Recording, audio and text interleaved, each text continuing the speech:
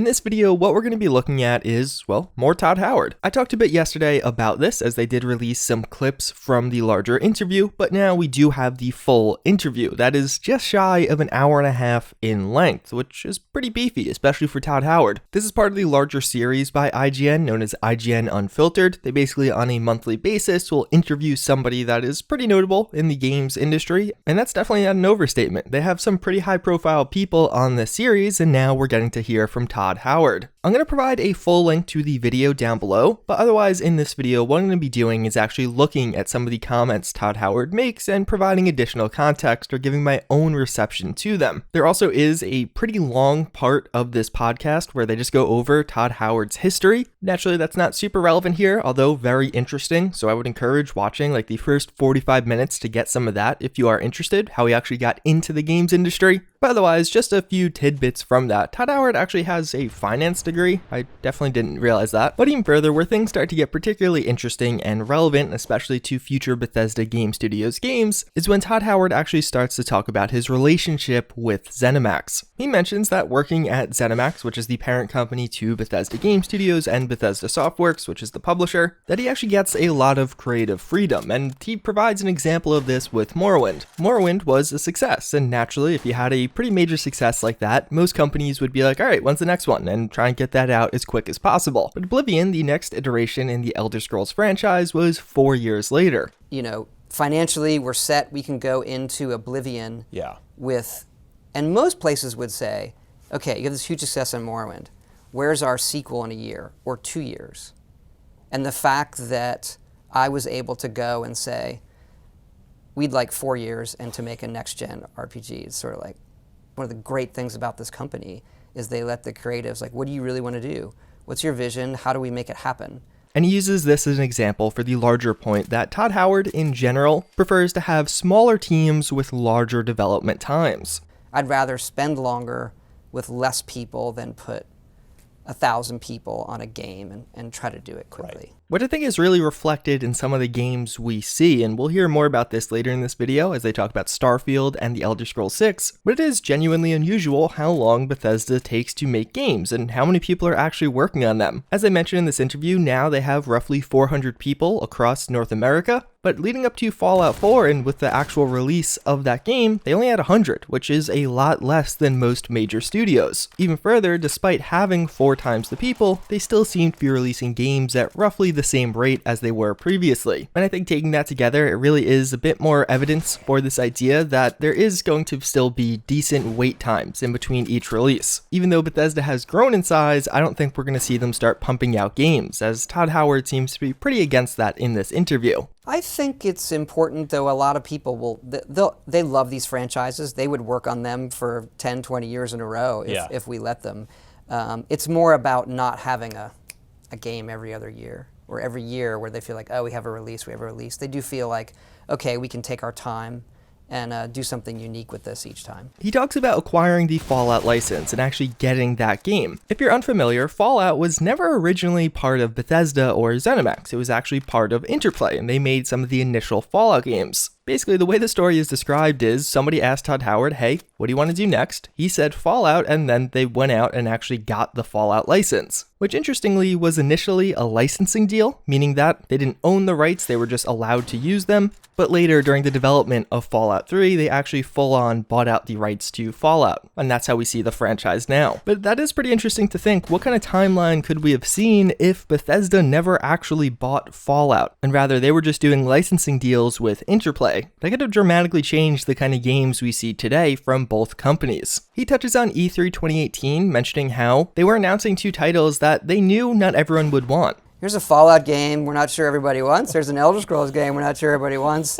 Might as well say we're doing these other things as well that we're pretty sure you want from us. That in reference, of course, to Fallout 76 and the Elder Scrolls Blades, which are 2 pretty dramatic shifts from the typical entries, an online Fallout game and a mobile Elder Scrolls game. He talks quite a bit actually about studio expansions. If you haven't been following Bethesda over the past few years, they've actually been growing quite extensively. As I mentioned before, for a lot of Fallout 4's development, it still was just 100 or so people in Rockville, Maryland. But now, just approaching 4 years later, we actually do have 3 other studios that opened. And the way these additional studios are described is that more or less they're actually just studios they were already working with. It wasn't like they acquired them, then started having them work on certain projects, but rather it was a natural fit. They were already working pretty closely with many of these studios, and then they were like, hey, why don't you just join us? And that's how we see things today. And we said, we love working with you all. We would love to open a studio around you. So they were people we had worked with for a long time, years. He also mentions, as far as the role of these new offices go, is that there's kind of a joint role here. During certain things, all of the offices have to work together. So all 4 of Bethesda's studios are working on one thing, but other times there actually is just studio-directed efforts. But it definitely seems like that's more minor. It doesn't seem like we're going to see a Bethesda Game Studios Montreal title that is a full AAA experience anytime soon. They're still working on one major AAA game at a time, with some of the other studios either helping out or just maintaining existing games or creating mobile games in the case of Montreal. So it's kind of a mix. I don't want to give a specific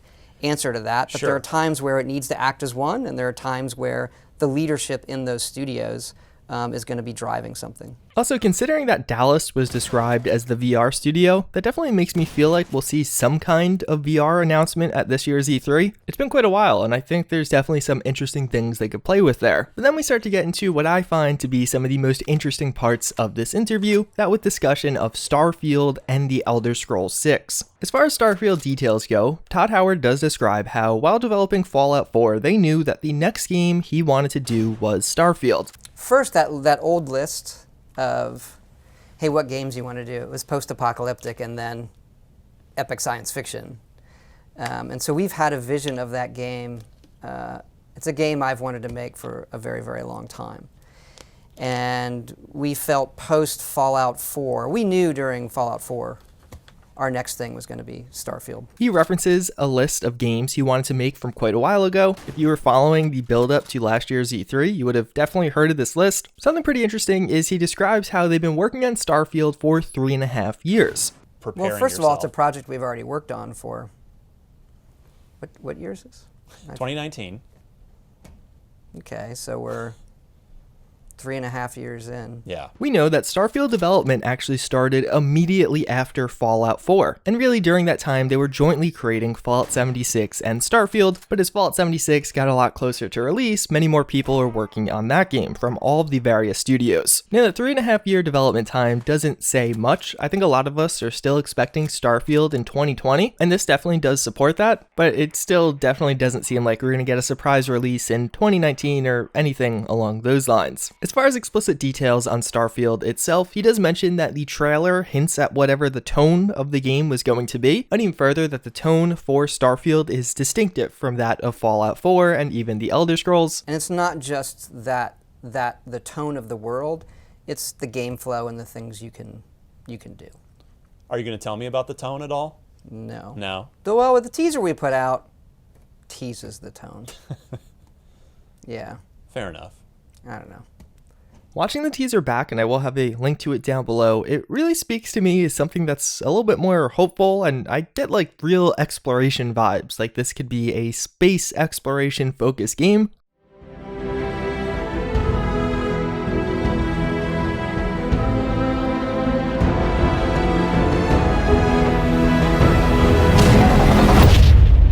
As far as when we're going to be hearing more about Starfield, Todd Howard doesn't reveal too much, just that he really does want to maintain that short reveal to release, as Bethesda's been doing over the past few years. Everyone should be very patient. That's fair. Yeah. I will say this. I like it to be I like when you really see the game to when it's out is as short as possible. Yeah. As short as people will let me. And he actually mentions how the 6-month release window was the shortest he was allowed to do, and that he would actually go a bit shorter if possible. Yeah, that was as short as I was told anyone would allow me to do. You would go shorter if you could? Oh, yeah. There's a retail aspect to that where, the retail channel needs to know, and the earlier they know, the earlier they can prepare, the earlier they can leak it, all of that stuff. So, what's up, Walmart Canada? Yeah, so it's not just them. I find that pretty interesting, and I feel like that could get us hopeful that we'll see something interesting like that at this year's E3. I've been speculating that we'll see something, whether it be Fallout 76 DLC or maybe even that Fallout Shelter Online, although that's a little bit more out there, where we'll see it on stage and they'll be like, yeah, but you could get it in just a couple of days or even that night. But then finally, one of the last things he does touch on is the Elder Scrolls 6, and he shares quite a few interesting details around this. There's a question around the 10-year gap that will realistically be in place between the last Elder Scrolls game and the next one, not assuming it comes out after 2021, which is almost certain at this point. And I think what Todd has to say about that is pretty interesting. I think when they eventually see the game and what we have in mind, they'll understand the gap more in terms of technology and what we want it to do. It will but be again, done here by the you. kind of things that we're talking about are going to take a lot of people. Yeah. Every BGS studio will probably be involved Yeah. in that game. And even Starfield right now, it's not really in Austin, but in Dallas and in Montreal, there's staff on Starfield as well. So what exactly could he mean by those new technologies? Obviously, they seem pretty considerable if you're going to require several studios under Bethesda's umbrella to actually get them working. But even further, I wonder how much of a transformation that'll mean for the game. Obviously, this is very high level, it's very vague, but I also think to an extent, as we try and picture the Elder Scrolls 6 now, we don't even really know the framework by which we can picture it in. If they really are introducing so many of these advanced and new technologies, it may feel distinctively different from Skyrim and past Elder Scrolls games in more ways than one. He actually expands on this by saying, since Skyrim was such a long withstanding game, people are still actively playing that almost 10 years later, that they really want to design the Elder Scrolls 6 to also have that same replayability and longevity similar to Skyrim. It lets us know going into Elder Scrolls 6, this is a game we need to design and people will play for a decade at least. And something I know not everyone's going to love to hear, he does kind of make a little hint at or touches on the idea that since the Elder Scrolls Online has been out in this gap period, it kind of alleviates some of the pressure, or it makes it a bit easier to bear waiting. Well, first of all, Elder Scrolls Online is hugely popular. And the team doing that at ZeniMax Online is fabulous. So it's not that we're not feeding high-quality Elder Scrolls to people. No, but yeah, I know. Naturally, I have no interest in the Elder Scrolls Online, but I am very interested in the next Elder Scrolls main entry, although he definitely does touch on that also later, and I think does recognize it. And as the final question of this interview, the interviewer actually asked Todd Howard about retirement. Here he actually discusses how he took a 3-month break after the release of Fallout 4, but outside of that, fortunately, Todd Howard is not yet thinking about retirement, which is good for all of us. But otherwise, yeah, taking that all together, I think it's a really interesting interview. I think some of the information around Starfield and the next Elder Scrolls game get me really excited for them. Although I definitely think this interview also reinforces the idea that they're still a ways away and we shouldn't expect them in the near future, but it seems like they also will bring technological advancements. If you actually think about it, going from Skyrim to Fallout 76, the engine is pretty similar. Like, the actual core experience hasn't changed all that much, especially when you look at modding. Either way, let me know what you guys think about this interview down below. Again, I will have a full link to it if you do want to listen to it for yourself, but otherwise, as always, again, I thank you for watching. Hopefully you enjoyed this one, and I hope to see you all next time. Later.